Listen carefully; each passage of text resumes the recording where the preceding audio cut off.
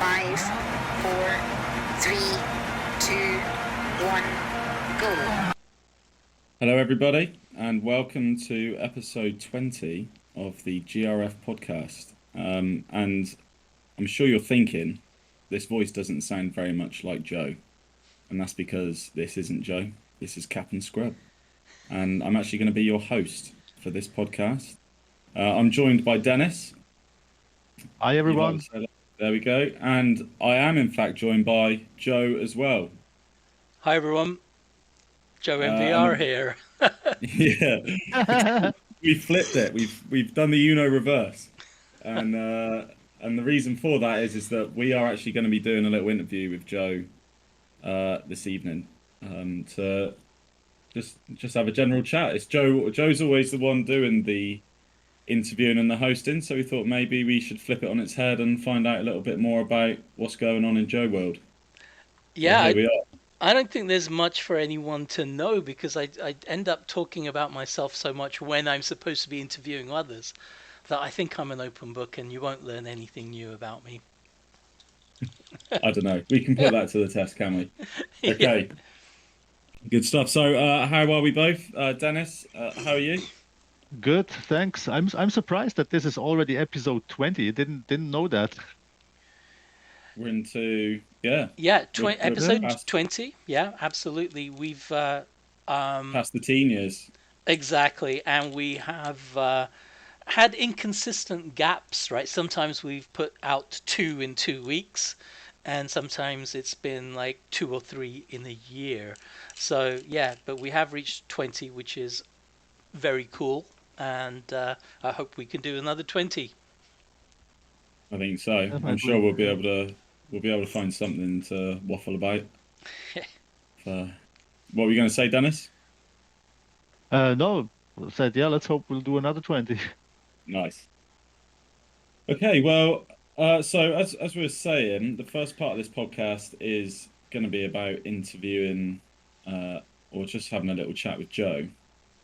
So, Joe, if you'd maybe like to just tell us a little bit of stuff about you, for those that, I mean, like you say, we might have picked up a few bits and pieces over the course of the last 19 podcasts, but it's nice to get something a little bit more direct. Yeah, sure. I mean, I'll do maybe a little biography thing.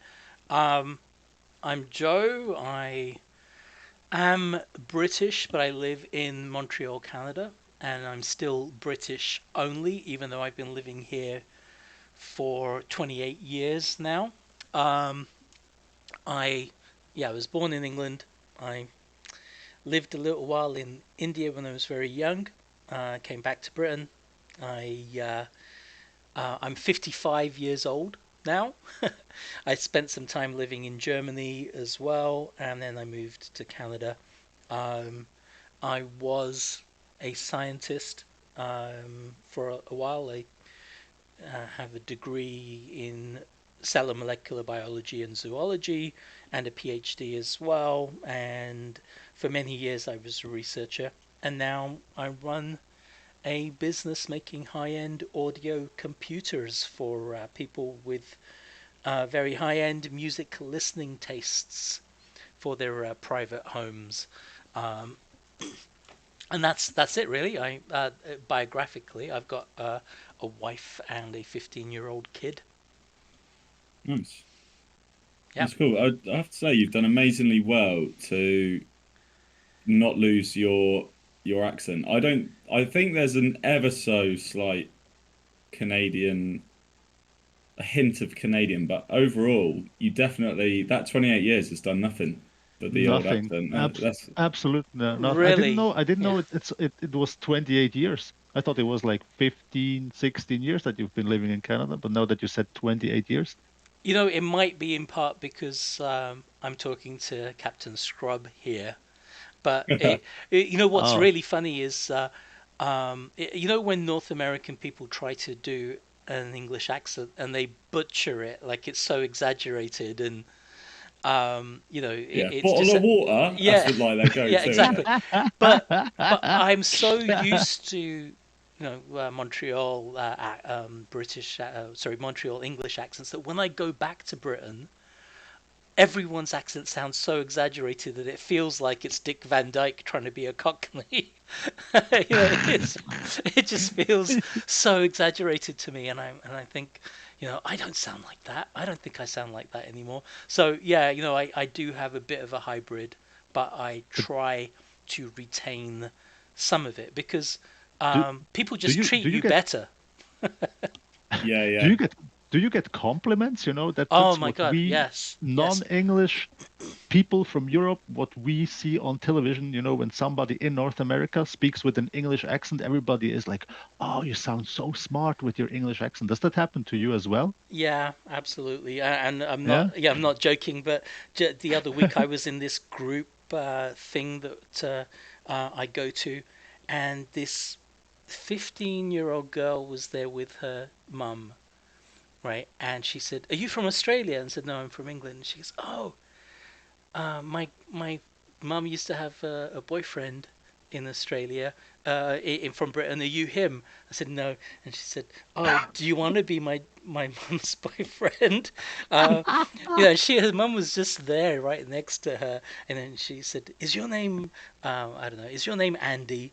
Because that's what her boyfriend was called. And I said, "No, my name's not Andy." And she goes, "Can you be Andy?" And I said, "Depends who's asking." Looking at the mum. No, but I was just, my wife and kid happened to be there as well, and there was a whole bunch of people, and everyone was just like looking in shock, and she just said, "Oh, I really love it when you talk, and we love it when you talk, and can you do all the talking and stuff?" So I get that all the time. Well, no, not anymore, but when I had the looks to match, it was great. I got told I went to California Yeah. a little while ago, quite a while ago actually now, and I got described as being quaint, and the like this lady, she was like, "Oh, do you sort of drink out of little cups and saucers and that kind of thing?" I was like, "No, that is purely TV." But yeah, I've done these MBA case competitions. Oh yeah, I forgot to say that I got an MBA a few years ago, 20 years after my PhD in the local university in Montreal, and I was doing these case competitions, and we didn't win this competition. My team came second, but one of the companies asked if I would do their voiceovers for their TV ads. It never came to fruition, but yeah, it always does. It always does get noticed, and especially since it doesn't quite match what I look like physically. Because I'm ethnically completely 100% Indian, although I kind of pass for European looks wise, but a dark European. Um, That's and because you're bald. yeah, maybe.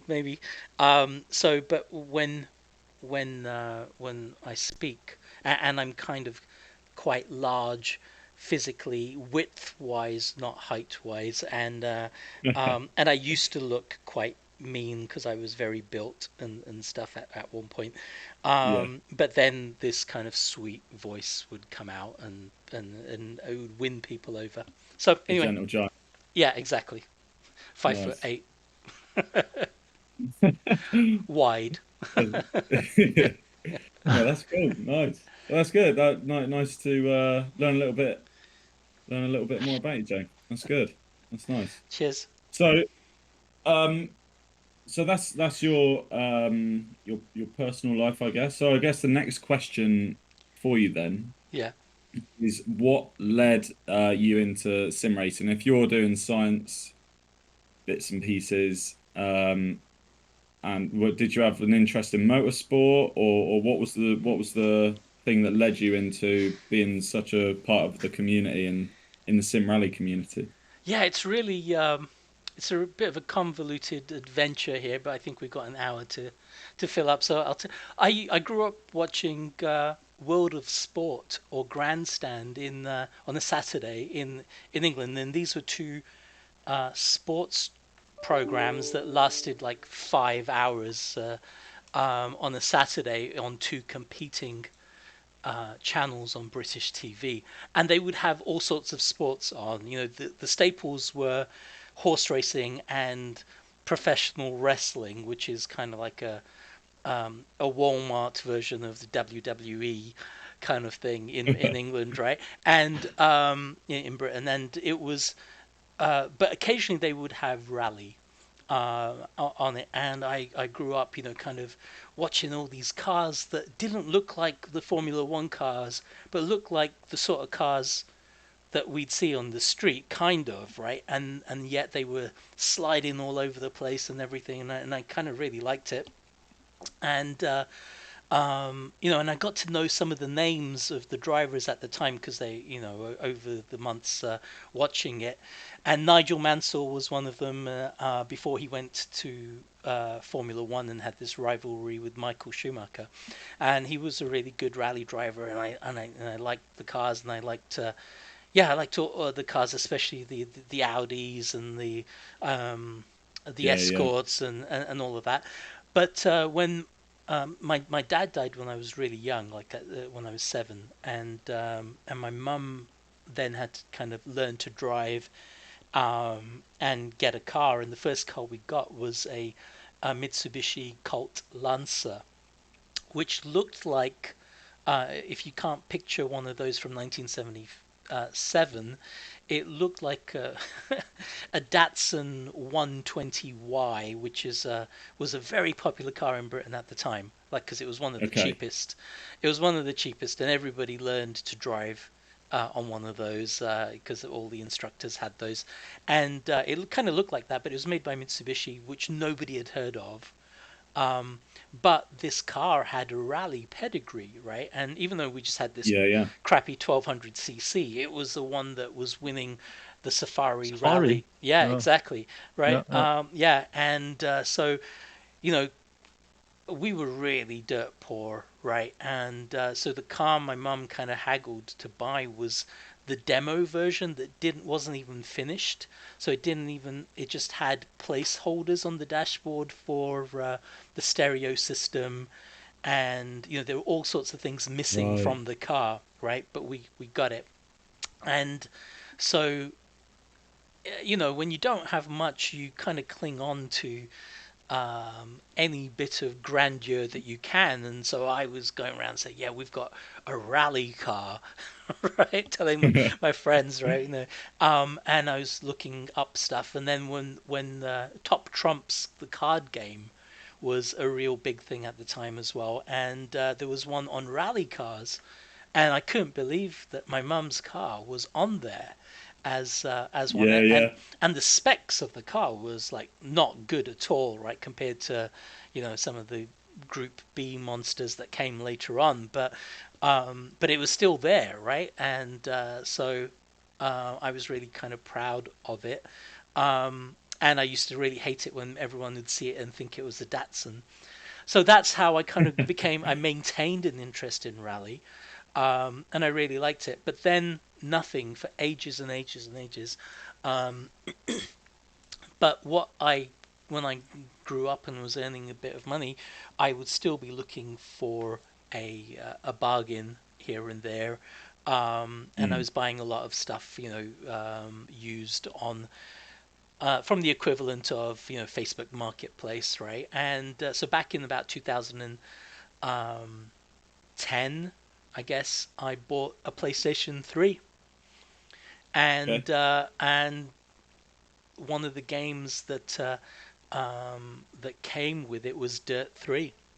And I'd heard about the Dirt series such a good game. Yeah, I'd heard about the Dirt series being good, and I got it. And I don't do things in half measures. Like I'm very slow to make progress and stuff, but then when I do, I kind of go all out. And I had the game, and I just didn't want to play with a controller, right? I thought, okay, I've got to get.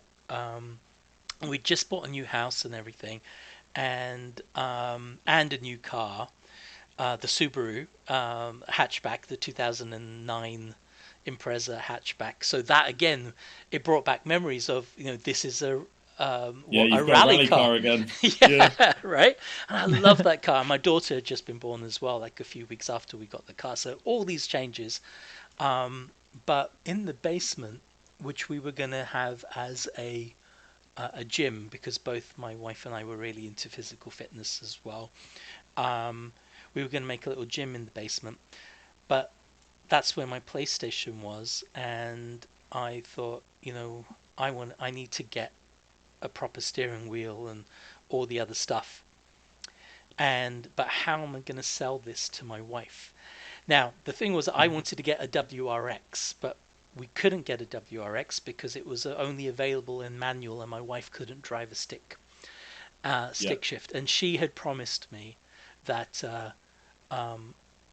in the meantime, she is going to learn how to drive stick shift, and then I could get the car that I was dreaming of, which was having a WRX. Not the STI, but the WRX. And so I had this idea, and I bought from someone selling dirt cheap a G27 on a wooden frame with a Honda bucket seat already attached on rails, so you could adjust it and it would tilt and everything. And he was selling the whole thing for $350, which was less than the price of a G27.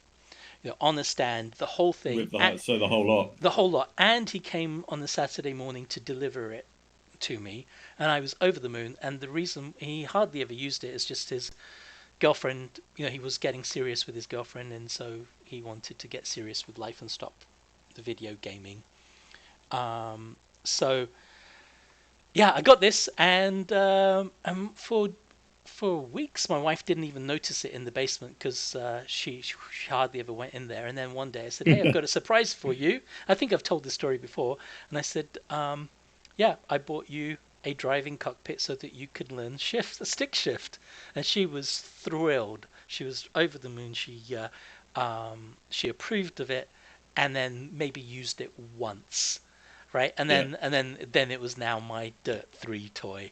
And all went according to plan. It went according to plan, and then I bought a second one, another Nice. cockpit, and then because in Dirt 3, you could split screen and have two people playing at once on different steering wheels, which was an amazing thing. So you could do rallycross races against one another, or even the same rally stage at the same time. With the ghost of the other, right? And so I had a 120-inch screen on the projector at 1080p, and so we could play all of this with the PlayStation.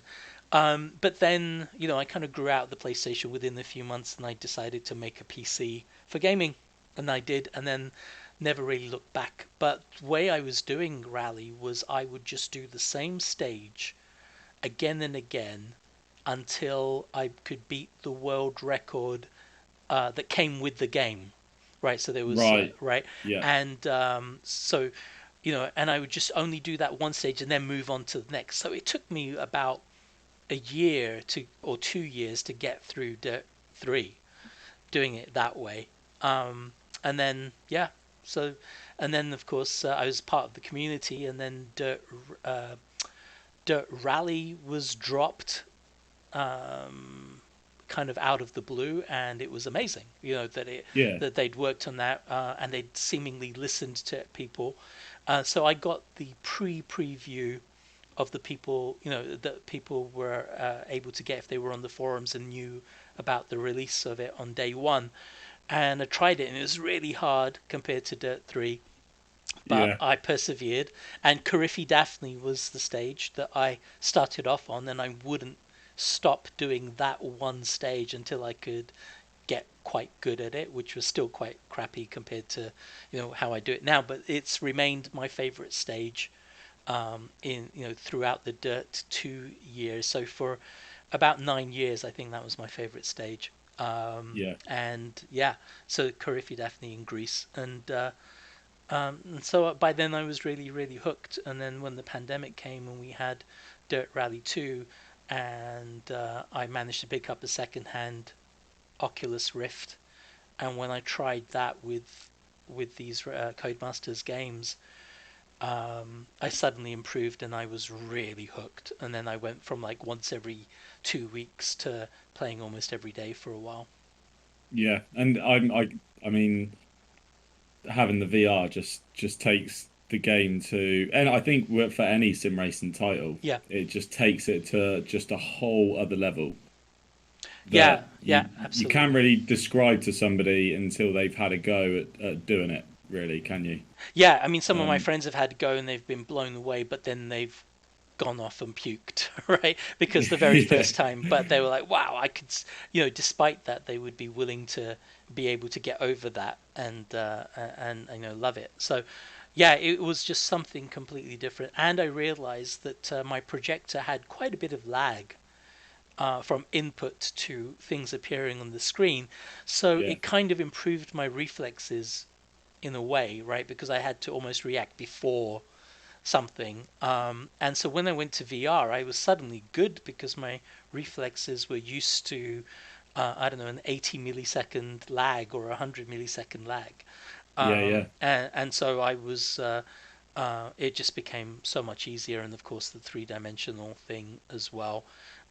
It really made sense to me. I think some people do a lot better um, in VR compared to others. Like other people, there's not a huge difference for them in VR versus flat. But for someone like me, it really makes a much bigger difference than. So, which is why I didn't really play much EA Sports WRC for several months because it was fun and I loved the feel of it, but I didn't love the Yeah, feel of it, like the real immersive experience. yeah, Yeah. So yeah. I get that. Absolutely get that. I think with VR, being able it's silly, but just being able to, if you drive in cockpit view, which yeah. I always drive cockpit view just because that's what I enjoy, Hmm. but being able to, just the simple thing of being able to look slightly to your left or slightly to your right Yeah. as you're going around a corner, it makes such a huge difference to where you pick your line and how close you can get on each corner, which then over the course of a whole stage just makes all the difference, doesn't it? With your Yeah. speed as that you carry through every single corner, and it can add seconds even if you're already fast. Yeah, absolutely. Especially, when it's raining or the side window is muddied up as well. To just be able Mm, to or if you're drifting around a corner, you can see stuff that you can't on a flat screen, even with a high field, um, field of vision. You can um, turn your head look at the co-driver, turn your head and look at the scenery sometimes, and marvel at how beautiful some of these locations like Sardinia and just what did we do recently, Oceania. They're just stunning. yeah, They're really nice, but you don't really get to see them often, other than what that bit that you see in the front of your car, whereas with the VR you can turn. But yeah, you're right. All the sensory things and the work as well, and the brain does a good job of filling in some of the sensations. So when you go over a jump and you're new to VR, your stomach lurches. You really feel it yeah, compared yeah, to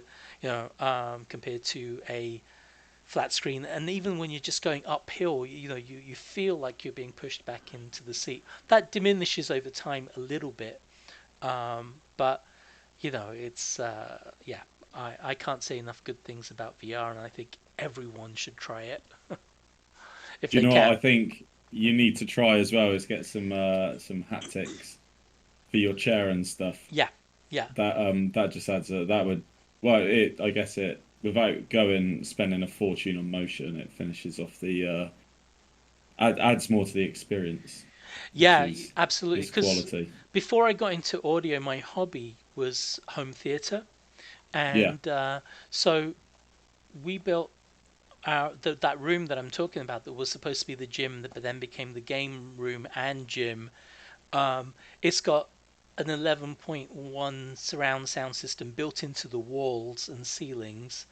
Nice. And it's got and we had all these platforms built with huge butt kickers that went down to 5 hertz it built into them. And it Yeah. turns out that the way we built the floor of the room, the whole floor became a subwoofer. But we didn't realize it was basically a passive radiator, right? Is what it's called, right? Yeah. And so the acoustics in that room are really, really good. Like even though after we removed the butt kicker, it felt like we hadn't, and it's because the whole floor acts like a butt kicker in that room. And it was just coincidence. But then when I thought about how we had built it, it explained everything. Like we basically our room is a speaker, and so I'm really into the haptics and the the tactile transducers and Yeah. feedback. Yeah. They're all out of commission at the moment, just because. But we had it in several. We had it in more than one room. Even our TV room, the couch would do that, give us haptic or tactile feedback when there's a lot of bass. And there's a lot of, like, as an aside, lots of even TV shows have really hidden very, very low bass lines below what most subwoofers can handle, and they really Yeah. add a huge difference to shows, especially like sci-fi shows with ambient sound. Yeah. But yeah, so I would really like to get full motion. Really, I would. I don't think it's going to make me a faster driver, but I think it would make the experience much more realistic. And if Yeah. if anything, the shift to the new game, made me have fun in rally in a different way. As I've said many, many times now, it's not just trying to be the fastest, but it's trying to be just have fun driving. And Yeah. I think, Enjoy it. yeah, Enjoy the experience of it. yeah, exactly. And I think the a motion rig, a reasonably priced one, if my business does well in the next year or so, I'd probably try to get something. That'd be cool. Yeah. Well, actually, that leads me quite nicely into the next question that I was going to ask you, Yeah. because it's my understanding that you recently got some new gear. So you had the G27 before, you just said, Yep. but you now have some new equipment. You've moved over to direct drive. So how Yeah. are you finding that? What have you got, Yeah. and how are you finding it? Right, right. So I was for years using this G27, right? That I had one G27, and then I bought a second one. And just as an aside, the guy who designed most of the cars for Assetto Corsa, before the game came out, um, he was doing the modeling for the cars, and he was selling a Mm. G27. And I didn't know, right? So I just went over to his house. He lived in Montreal. Yeah. And I said, "Yeah, I've come to get the G27." And he said, "Sure." And he asked me what games I play. I said, "Oh, Dirt 3, And he said, "Oh, I do. I like Dirt 3, but I'm making this new game called Assetto Corsa." And he said, "Do you want to try it?" Sure. To try the wheel, and I did a couple of Yeah. laps. Yeah. I did a couple of laps on it, and I was shit at it because I was drifting around the corners and spinning the car out because I was driving it like a rally game, pulling the handbrake and stuff. But it was fun, and yeah. So I for years was using the G27 of the guy who designed the car models in Assetto Corsa, which was quite cool. And then when the game finally came out, I was like, "Oh, this is the game that guy was doing." And then when he left, I bought another one actually, and I gave the one that I had from the original one that I had from him. I gave it to Fish Snacks. My friend Jesse. So he got Yeah. Yeah. yeah. So he had that for a little while, and then I think he then sold that and got a Thrustmaster. Yeah, so Nice. what have I got? So last year it was kind of a sad situation. It was my birthday, and everyone, including my wife and daughter, forgot about it. Oh And no. I just quietly just thought, you know what, fuck this. I'm just gonna buy myself something. And I decided I'd been wanting for ages to get a better wheel, And I wanted to stick with Logitech, but everyone was saying don't get the Logitech Pro wheel. There are better wheels that you can get for the price. And Right. I ended up in the Black Friday sale getting a Fanatec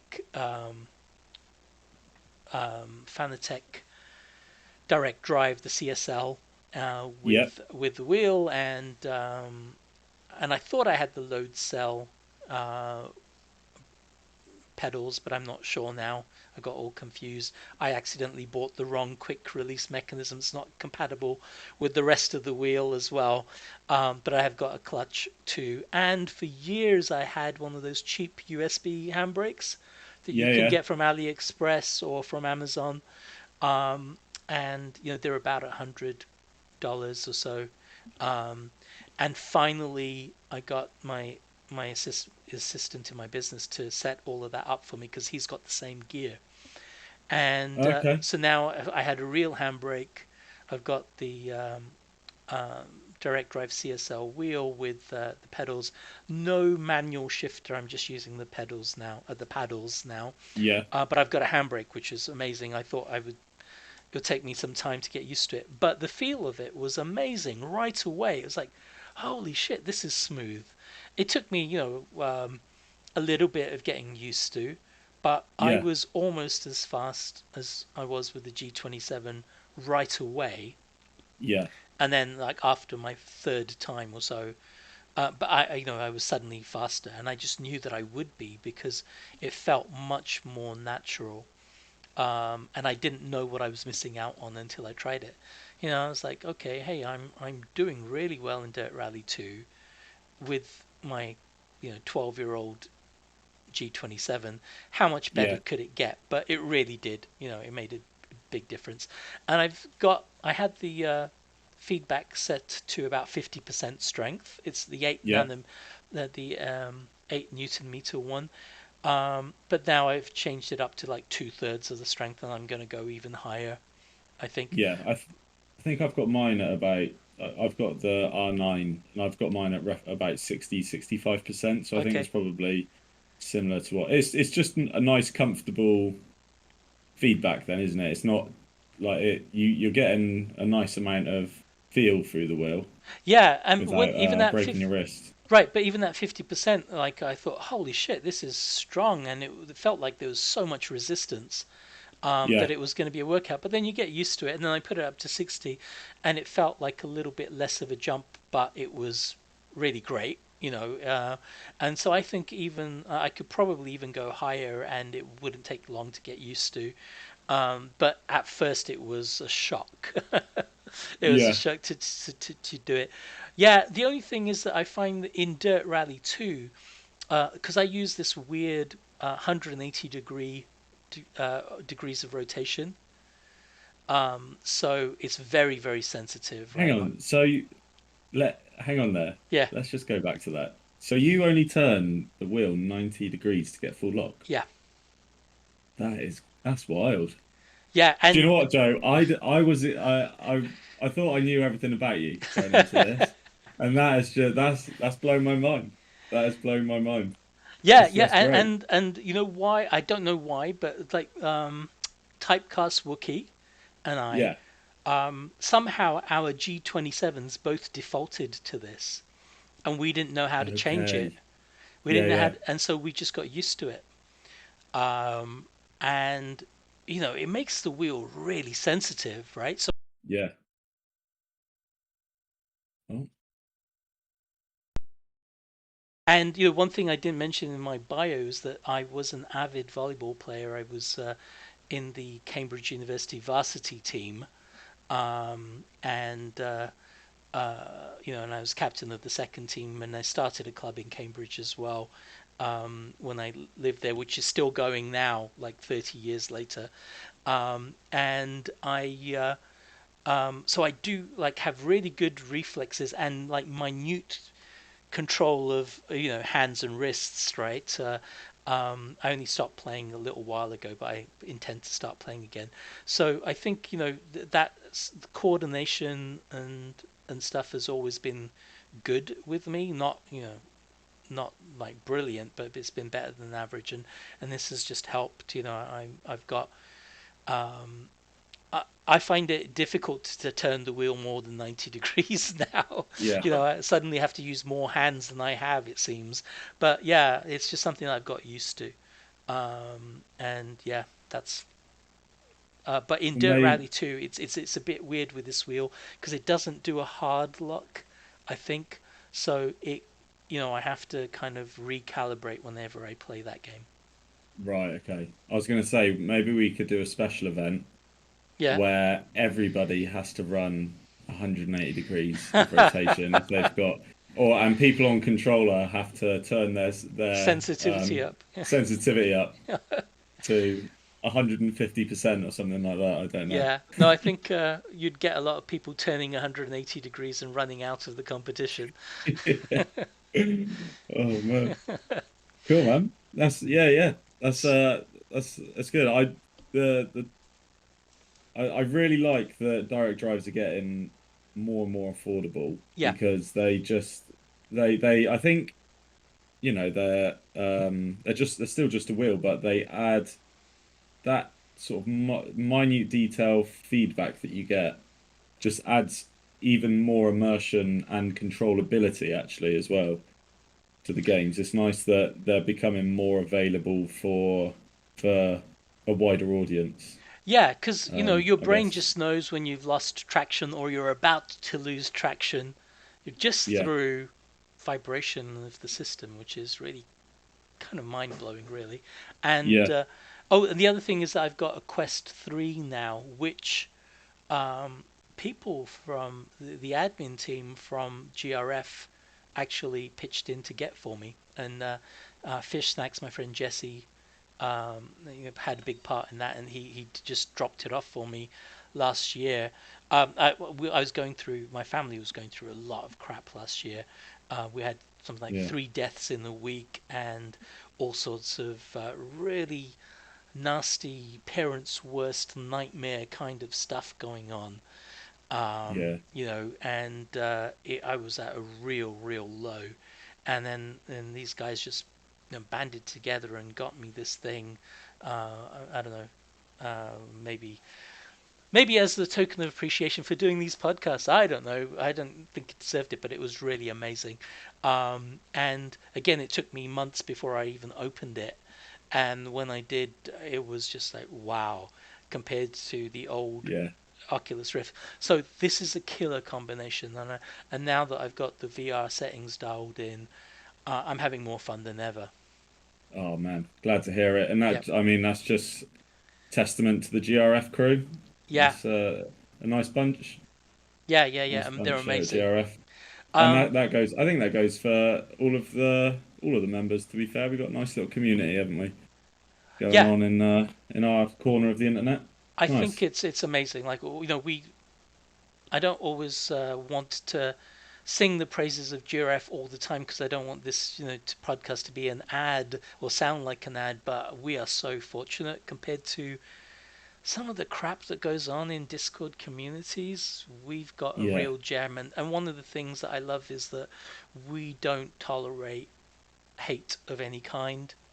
Of victimizing people, minorities, races, sexuality, gender orientation, or anything like that. And we have a very cool rally focused space. yeah, yeah. That's And it. keeping that as the focal point, Yeah, exactly. and which keeps it fun. Yeah, Let all of the other crap be in. I don't know. Let the media deal with that. We'll just have our nice little corner of rally, yeah, and exactly. that can be our main focus. And when that, I guess, when that is in the focus, it does make those barriers fall down a little bit as well, doesn't it? Yeah, and Which it's is never it's nice to lovely. have to get rid of people, and we've only very rarely done that, right, Dennis? Right? But what it Yeah, does, what it does is it improves the user experience for hundreds of people when you get rid of one or two. You know, Yeah, so yeah, no, I'm super happy, and I tell people about our group. I'll say people have got nothing to do with Rally, but I'll just say this is a fantastic community, right? And in general, it's free of toxic masculinity and all sorts of, just unsavory behavior that is rife online and now in the real world. Yeah, Yeah, yeah, absolutely. yeah, So very yeah, healthy, very healthy. if you're listening to this and you're not part of GRF, then this is an ad. Yeah, there you go. And if you are part Yeah, of GRF, be more of a part of GRF. yeah, yeah. Yeah, Nice. Definitely.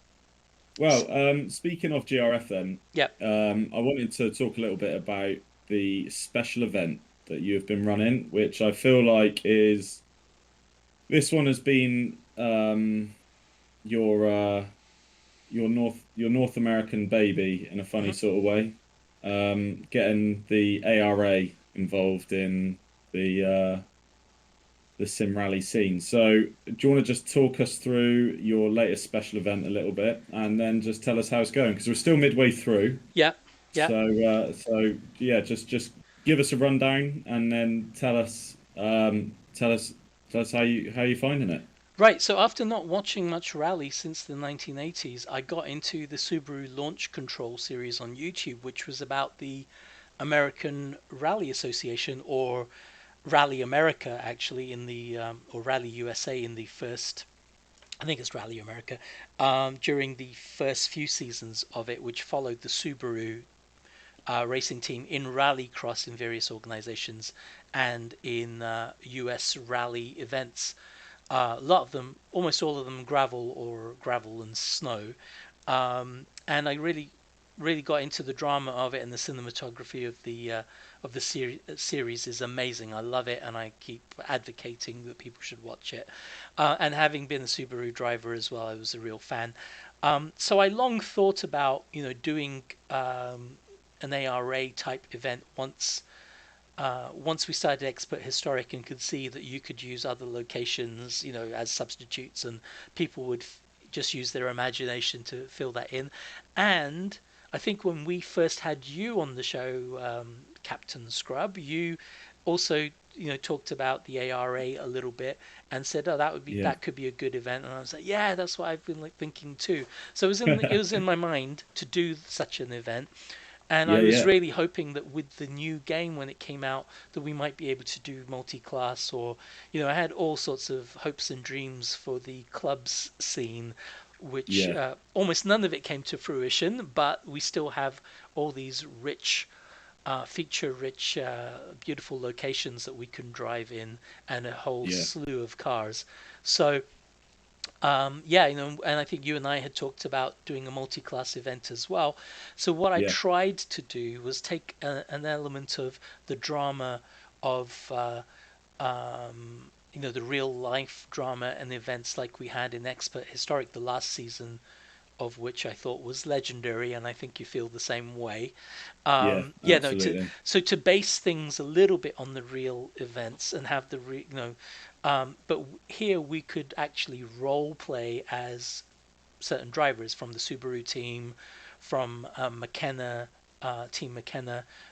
Who's been the Irishman's been the arch rival of the Subaru team, and then there's Ken Block, who's kind of friends with Travis Pastrana and everyone, but always has a lot of friendly competition as well. And there was Yeah, David Higgins, who was Subaru but then had to leave, and he was Travis Pastrana's mentor, and they all are good friends but rivals, right? And yeah, and it kind of is like, I guess, reminiscent of some of the drivers in GRF as well. We all get along well and we compete with each other. So I thought what I would do was um, allow people to be various drivers, be in inverted commas, quotation marks, and choose cars from that kind of was similar in performance to the ones that were in the ARA. So Team Subaru, I had them take the 2008 Impreza because yeah, even though the car shape, the body styling is more like the NR4 version, the cars are a bit more capable than the NR4 cars. yeah, Um, and then the WRC, I think up to 2021, 2017 to 2021 Fiesta for the McKenna team, because there was controversy where he used WRC spec cars in the ARA, and at first they were disqualified and then reinstated, and Subaru was kind of pissed off, as Dennis said, just because they had their ass kicked. Handed over. Yeah, exactly. But then they adapted as well and did some aero. So, we and then there's a whole slew of privateers as well. And Ken Block was one of them. But he changed cars mid championship. So people who were driving the Ken Block character had to change cars as well halfway through, or part of the way through. So in the end, what it turns out is it's going to be two different car classes, but I split them into three clubs because the privateers were going to be choosing. They had a choice of three cars. The McKenna team had a choice of just the Fiesta, and it was a different car class altogether. And then the Ken Blocks and Team Subaru had different cars as well. And so the whole exercise has been quite challenging administratively, in that I have three clubs to collate the results from each week. And what I'm doing now is doing an intra-team championship. So you can look at all the other people who are Team Subaru with the 2008 Impreza and see how you rank against them, or against people who are driving the Fiesta, or as a privateer, or as Ken Block. You can see the other people who are the same class of character as you. Then there is the overall competition, where it doesn't matter who's what car you are, you're all pulled together. This is where the Fiesta has a huge advantage. It's a much faster car, and we can see that the two people who are the fastest, Tommy Lindbergh and Knife Ninja, are way ahead of everyone usually. I think they would be naturally anyway, because those guys are just so fast. Yeah, no, they're very fast. But that was exactly what was happening in the 2021 ARA Championship, the season this was based on. But then neither of the Fiestas could actually complete the full season. So in order to make things a little bit fairer and put more pressure on the Fiestas, the people who are taking the Fiestas have to drop 3 rounds out of 8. You can only score in 5 rounds, and everybody else gets 6 rounds because we've all got slower cars. And the Fiestas should still win unless they have a couple of events where they do badly. And the New Zealand one was one such event where they didn't do as well as they could have. Like loads of people had some issues in that event.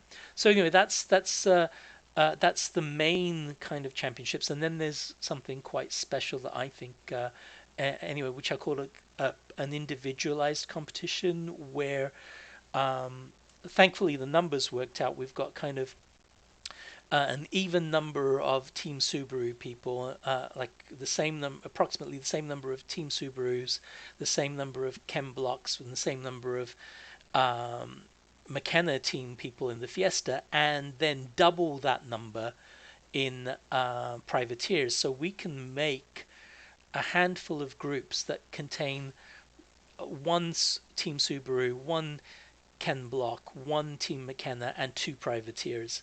And so we took a few weeks to kind of rank people, and then put the top ranked Subaru, Ken Block, and McKenna with the top 2 privateers in one group, and then the second fastest, and so on and so on.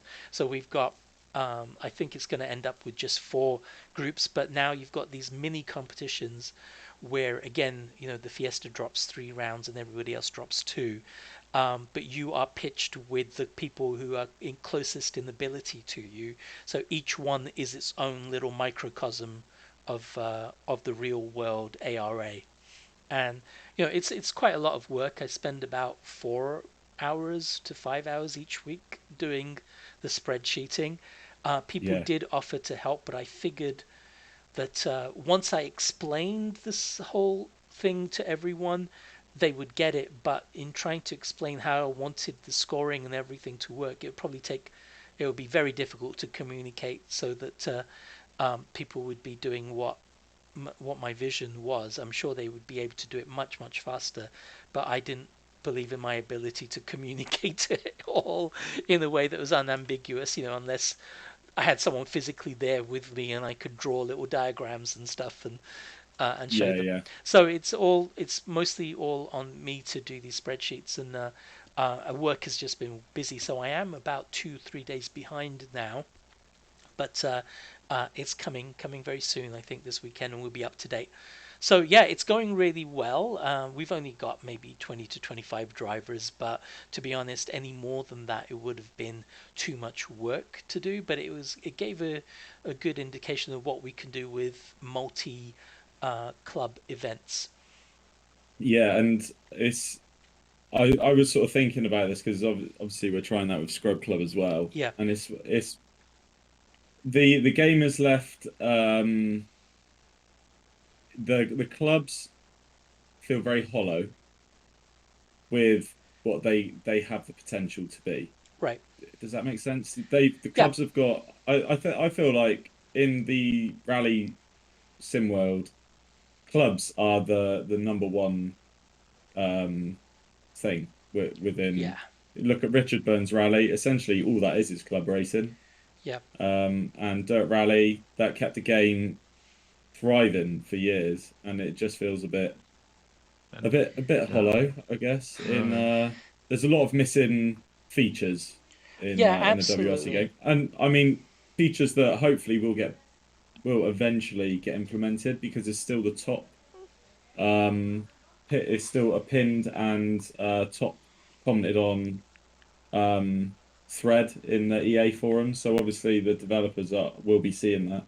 Yeah, exactly. But I don't get why they do not any changes in the club. I mean, we've talked about this before, but I really don't know what to say anymore. I mean, when the game came out, I played career for like a week. Right. I'm still stuck in the lowest tier with this builder car that I don't care about.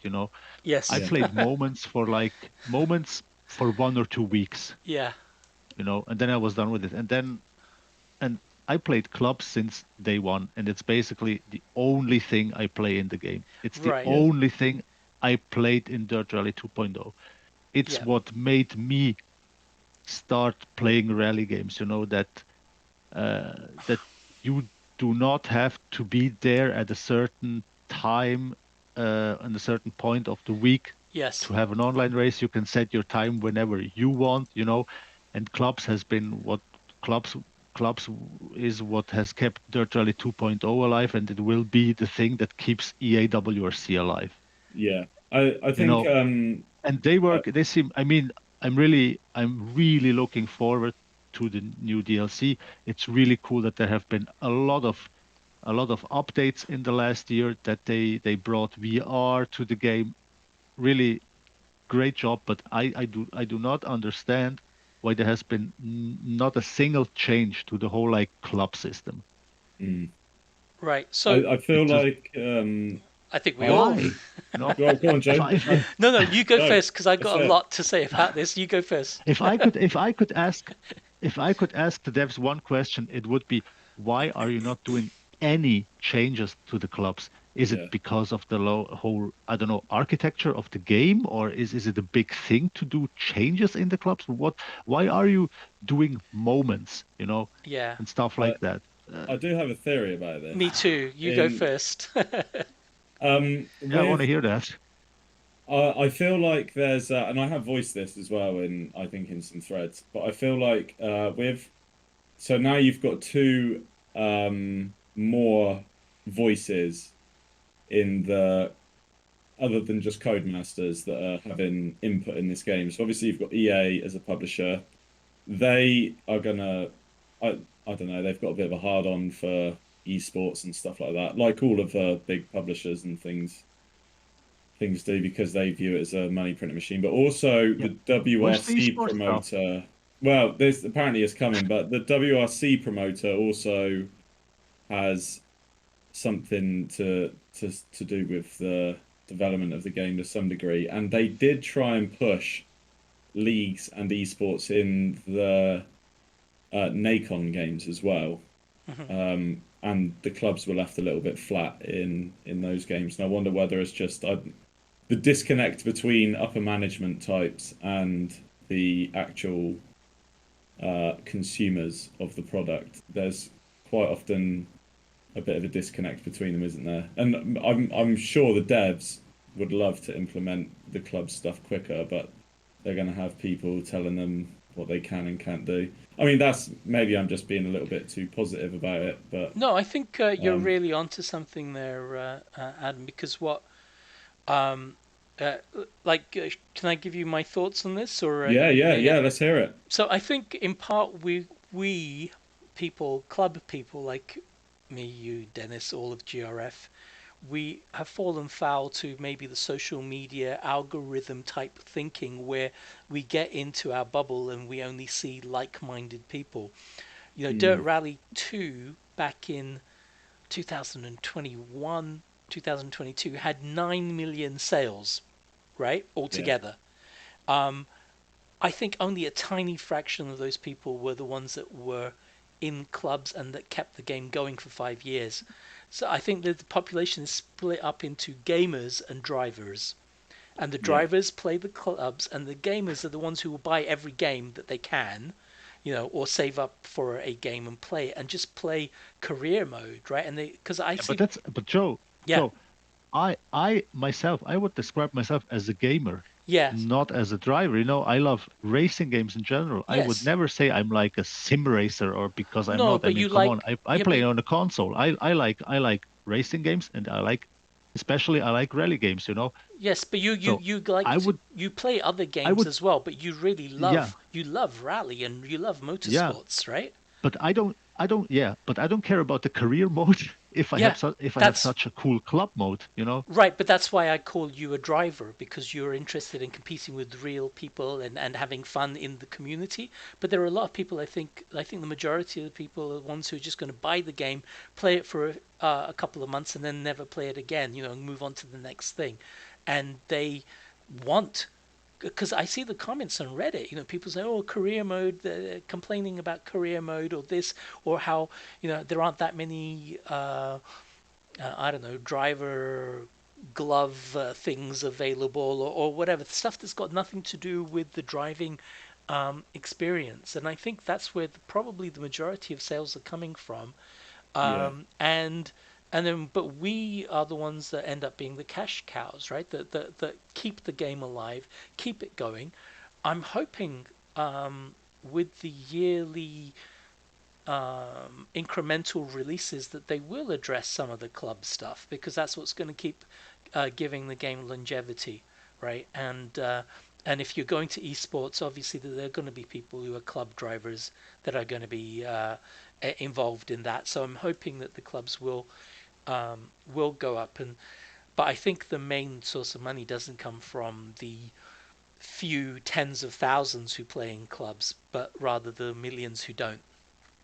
Yeah, but let's be honest, we're talking about a racing game here. Yeah. In 2 or 3 years, nobody will play the career mode anymore. Only people who are buying the game for $10, right? You think? Not even. I don't think that anybody will buy let's call them like gamers, as you said. I don't even think that anybody will buy the game in 2 or 3 years just to play like the career mode. No, people are still buying Dirt Rally 2. But people are coming to Reddit and people say, "Oh, get Dirt Rally 2. It's really, really good," and people are still buying, but they're buying it for $10 or so. But with the non-existing career mode in Dirt Rally. Yeah. Well, yes, but they still play. Yeah. At the end of the day, we club guys will be the guys who will tell people to buy. If somebody's asking, "Hey, what's a good rally game?" We are going to, in 2 or 3 years, we're going to tell them, "Yeah, buy EAWRC. It's a really cool game." Yeah. So, well, I think the money will come from these new gamer people that they can convert, right? Who enjoy the experience enough to keep buying the DLC, and then to discover clubs like I did, right? I didn't start doing my first club until the end of 2020 when John Armstrong did his first competition, and I was there were hundreds of people in that, and I was like in the top 30 and thrilled to bits. I couldn't believe it. And this was before, some of it was before or just as I started VR. And then when I got really hooked on clubs, and then I've never done anything other than clubs since then.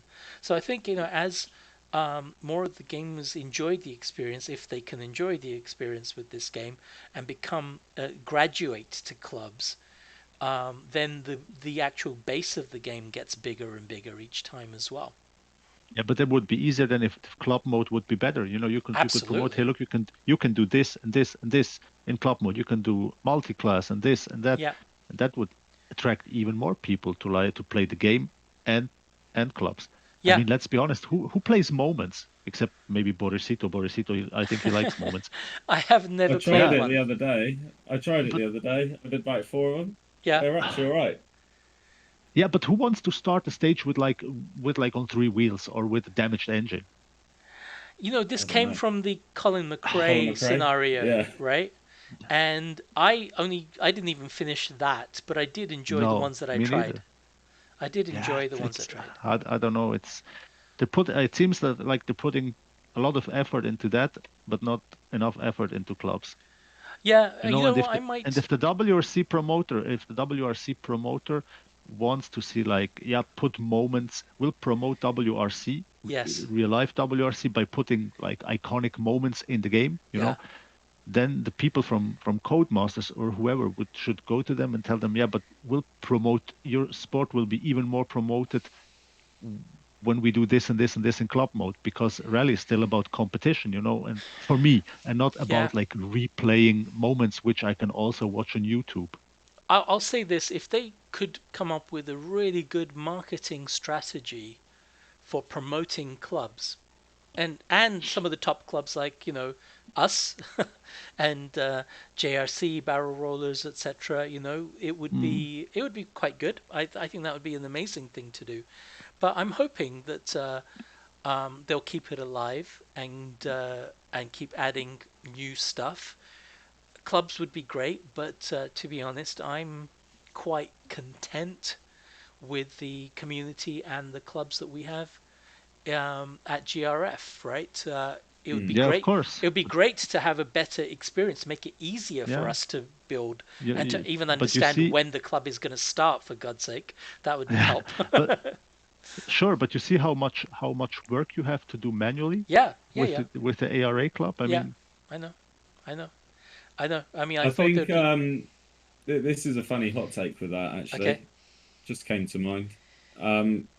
Is that in real rallies are massively reliant on volunteers.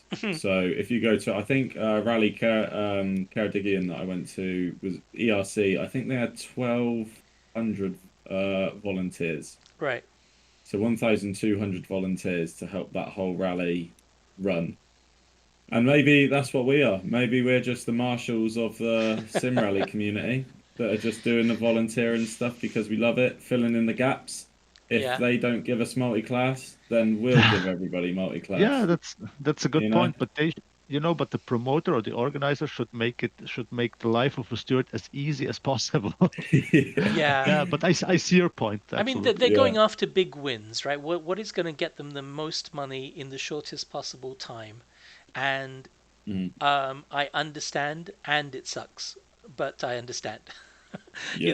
And that always though leaves some people feeling discontent and that it's not good enough. And then if the game ever is abandoned or because there's not enough money making potential, which let's face it, a big corporation like EA Sports might decide that eventually when not to renew the WRC license.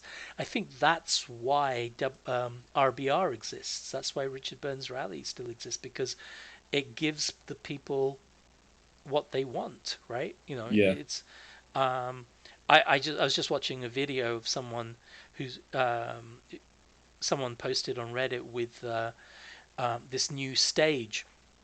And I wanted to comment, this looks awful, and it looks like a lot of fun because the visuals are still RBR, right? And you've got this Yeah, yeah. really good car model, but everything else kind of just it almost looked like a parody, like someone showing bad special effects. But it still looked like a lot of fun, and I'm just hoping that we can get something that caters to people like that, backed by a big corporation with updates and good quality visuals and feel, like WRC is right now, or to me Yeah. anyway. Yeah. So yeah, that's that's our, I guess, our take on the new game, and the there's more to it though, right? We haven't even talked about Poland and Latvia. Yeah, big update coming on Tuesday.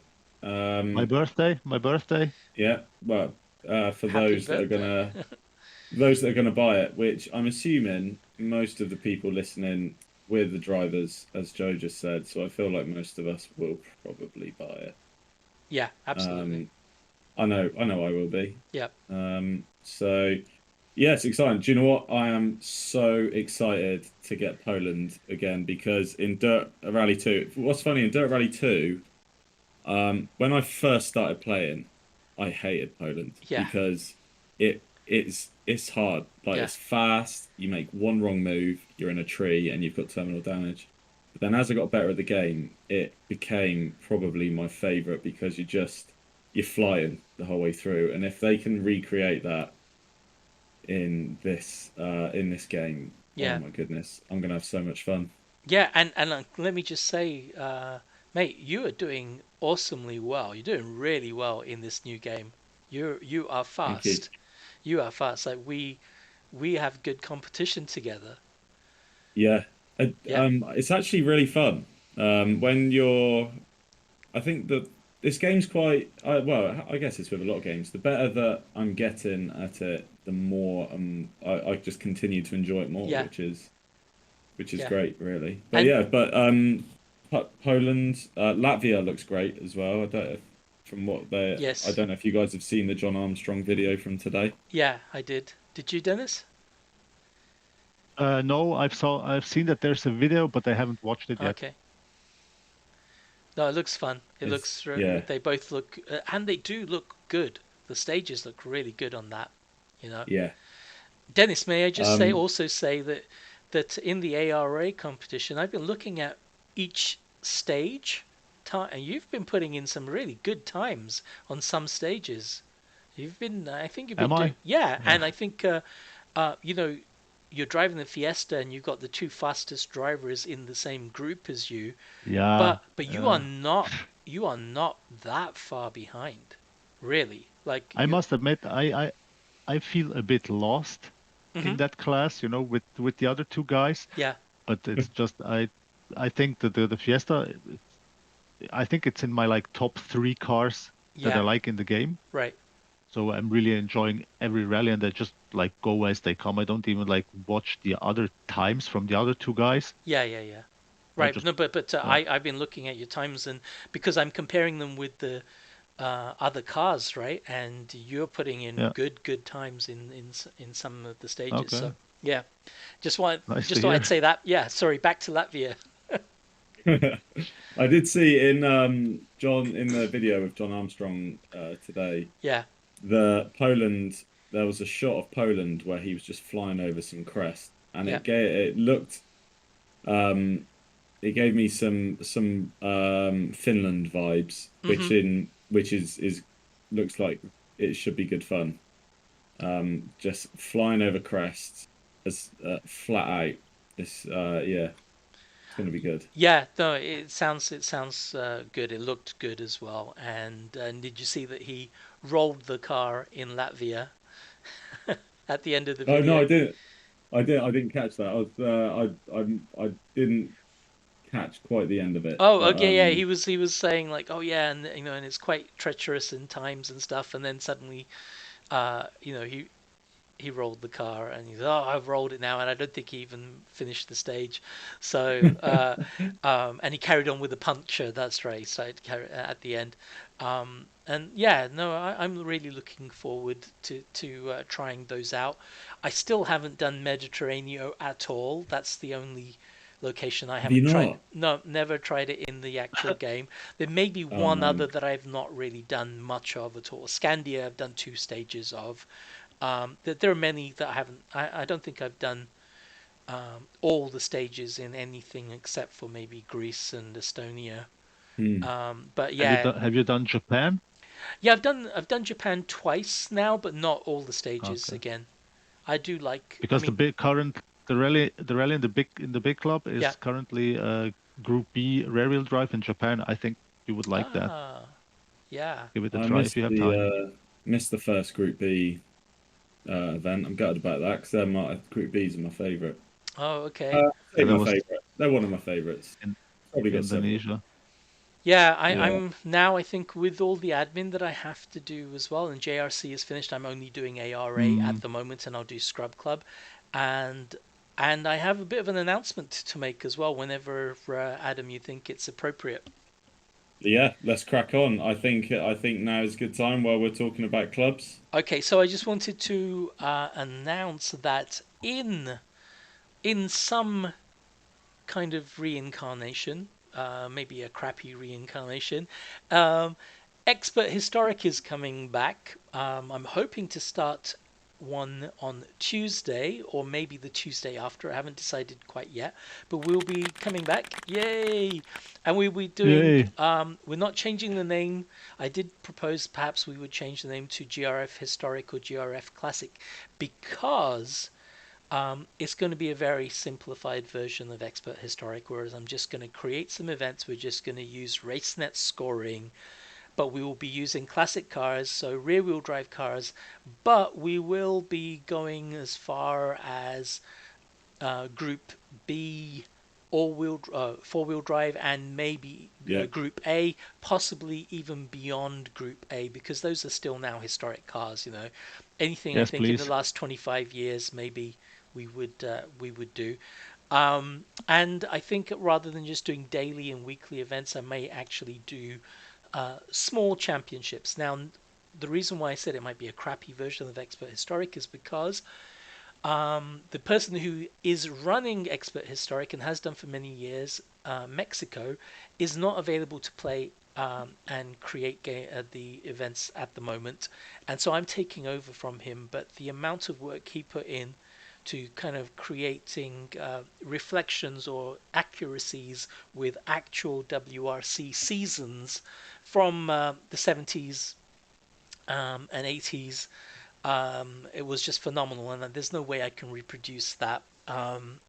So I'm just going to be keeping it simple so that we have some old car competitions to do and to keep the club alive, and hopefully when Mexico is ready, he'll come back and do a proper event. Or once maybe the ARA is over, I'll have a crack at doing it or making even fictitious scenarios that aren't quite historic. We're just using historic cars, so that could be quite cool as well.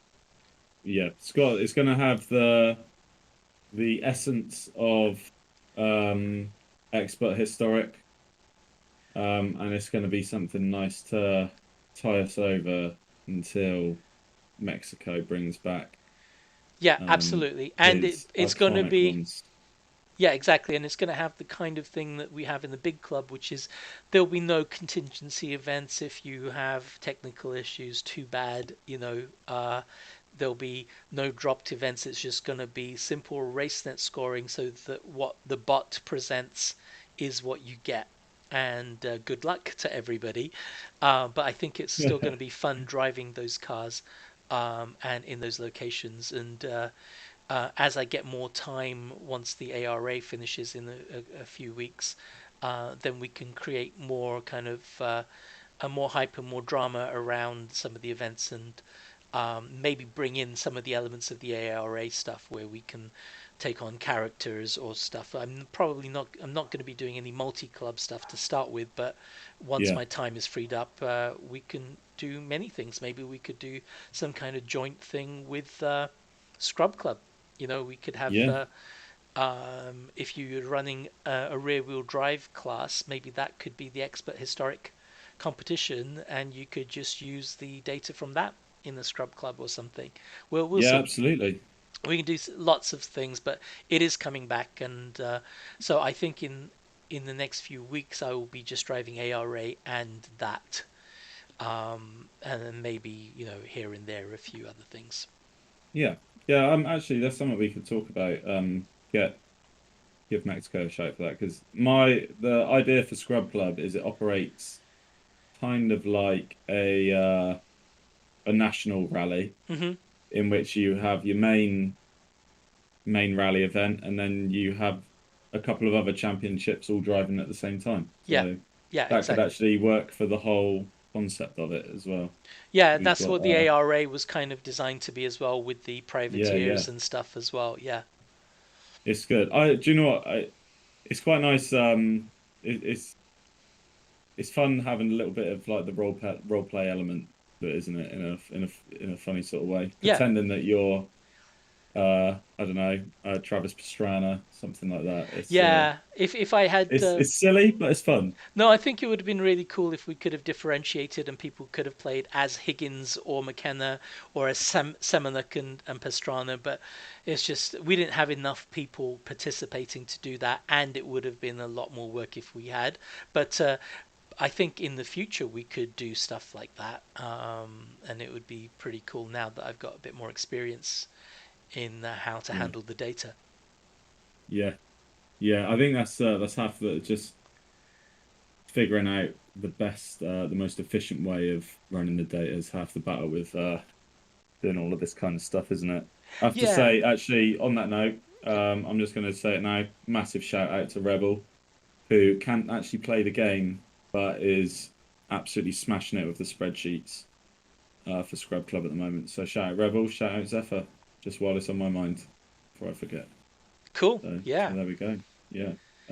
Yeah, just the yeah, it's a lot of work. I think it's worth it though.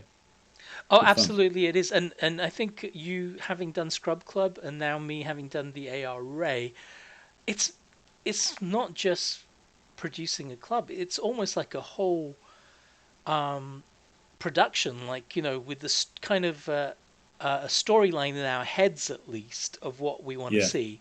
With the ARA, especially when I am trying to base it on a real season and try to recreate the drama by having fiestas drop an extra event, and that makes it closer as well. But it's got almost like a script and production and direction Yeah. and storytelling in the data and the way we present the data. And I really am looking forward to doing more of that kind of thing within the. I really hope it catches on a little bit as well. If other people, what I'd love to see is other clubs just do something just for the fun of it, you know? Yeah, I mean, I wouldn't mind us having exclusivity over this kind of concept until they catch on, and then it can be something that we brought to the table, right? Yeah. But yeah, no, I Patent it. agree. I agree that it's fun, and I think we would. It brings an added element, and what it does, I think, especially, is the fact that all of this isn't built into the game, makes it that much more authentic, like you said, with the volunteers. It's like we're making do with what we've got. We're using our creativity, just like people who get a few cones together and call it American Rallycross, Yeah, yeah. and have stuff, and have these well organized but limited resource events that are tons of fun and bringing joy to people, without multi-million-dollar backing. So yeah, Yeah. it's the same with us. We don't have the tools built into the game, but we use our imaginations and fill it in, and become a closer community as a result, I think. Yeah. Yeah, I think so. I think it when people put um effort into things just for the sake of it, just for other people's benefit, I think that does create strong communities, doesn't it? Yeah. And is one silver lining to the club situation, I guess, in a funny sort of way. Yeah, no, I agree. But there we go. Yeah. Very nice. So I don't know how long have we been going we've for? been going for an hour and 20 minutes. I think Okay. we should do some shout outs. Yeah, any shout outs, Joe? Go to Dennis first. I want to think about these ones, please. Okay, Dennis, do you have any shout outs? Yeah, I have simple shout outs. I mean, in the past, I've been called EA Ball Licker, but shout out to the team at EA and Codemasters for bringing out the DLC next week. Do you know what? I'll do a shout out to Codemasters.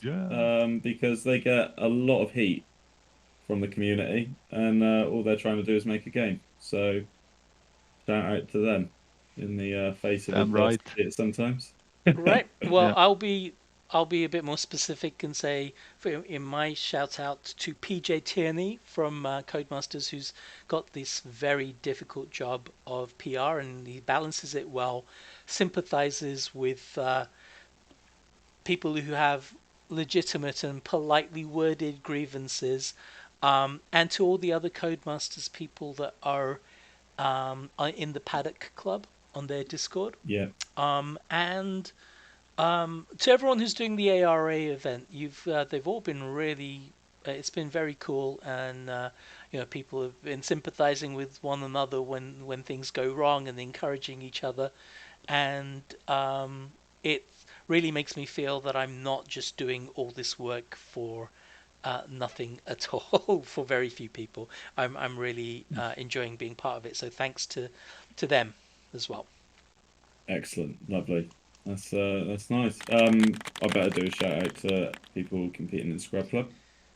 Oh, copycat! While I'm here. Yeah. So one of those things. I mean it. I really mean it's sincere. It's not just because Joe said it. No, it's good. Well, and actually we've just shout out to the community in general. Got some great races going on. Some great competition, and it's just good fun. So everyone who's listening to this, give yourselves a pat on the back, and that is great. Okay, well I feel like that's wrapped us up quite nicely there, isn't it? So thanks everybody for listening. Thanks Joe and Dennis for being on the podcast today. Particularly Joe, giving us some of your backstory and some of your opinions. That's been really delightful. Thank you. To have you in the seat of the interviewee as opposed to the interviewer. So that's been really nice. Yeah, it's been really good that I don't have to give a shit about how long I talk for. You did really, Scrub. You did really well. By the way, you did amazingly. Perfect host. Yeah, really. Oh, great job. Well done. Thank you. Well, hopefully we'll have a job at the end of it. I don't know if there's any podcasts listening into this that need a host. I'll think about it. All right. There we go. Yeah. Or we could make this a joint hosted podcast. We'll see. We'll leave that. There's the cliffhanger. I'm sure we're going to get some gifts from Mickey Donald about what the future might hold there. So there we go. I think he should present one. Yeah, absolutely. All right. Thanks, guys. Good. Thank you so much. Thank you. Thanks. Bye-bye. Bye.